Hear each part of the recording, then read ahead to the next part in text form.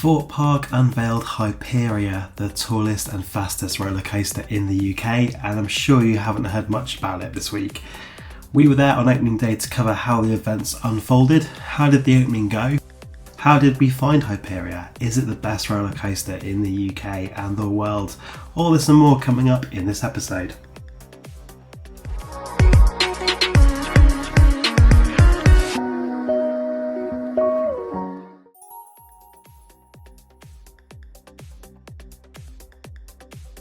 Have Thorpe Park opened a new roller coaster or something?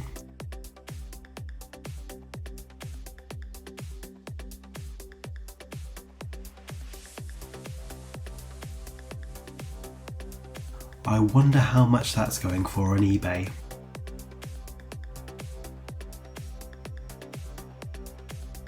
The gold smoke signals that a new UK top coaster has been elected.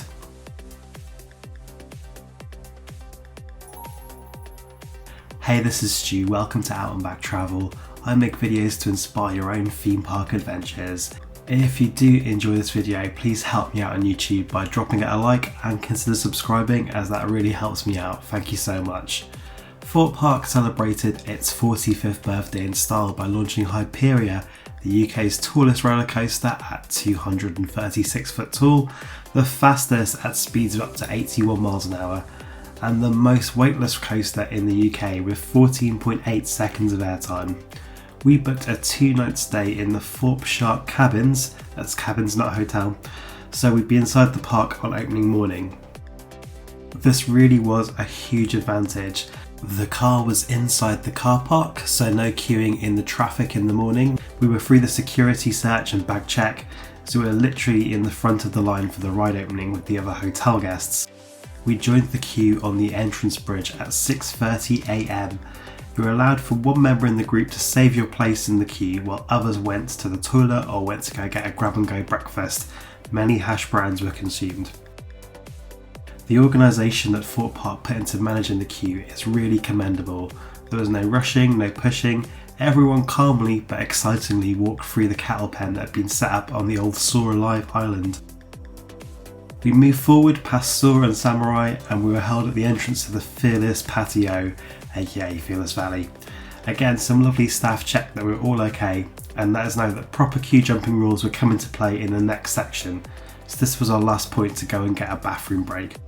During normal operation later in the day, you could get a toilet pass to your group at this point of the queue. The whole organisation was lovely and thoughtful.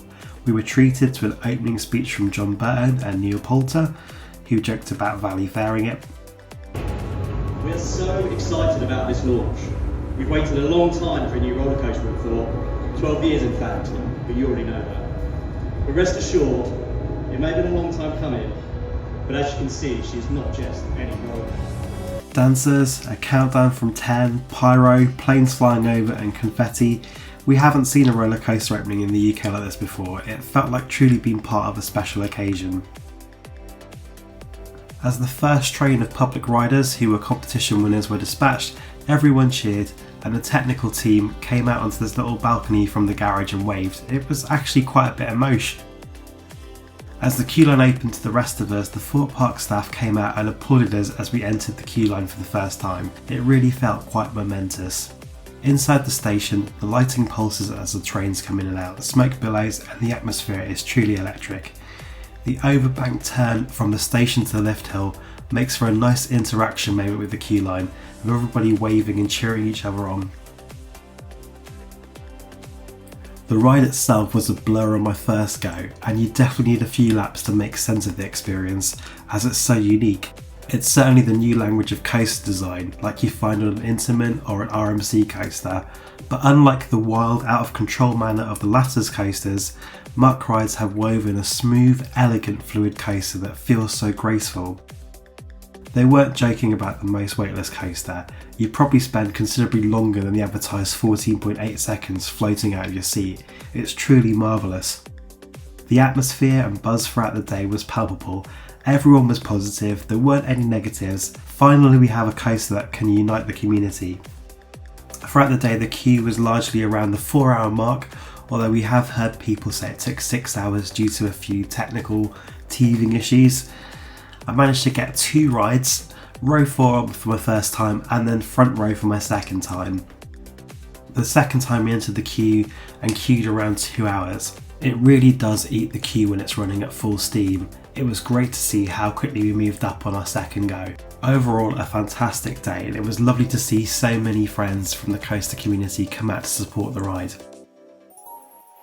Day 2 then. After we were asleep inside the shark cabins, we were the first in line at 6 AM on the entrance bridge. Again, we had a lovely stage walk through the queue pens towards Hyperia, but alas, as with any new machinery, sadly an unexpected circumstance meant that Hyperia is closed until at least the 30th of May. Please check the official Thorpe Park website for updates, and I'm sure Thorpe Park can get up and running again soon.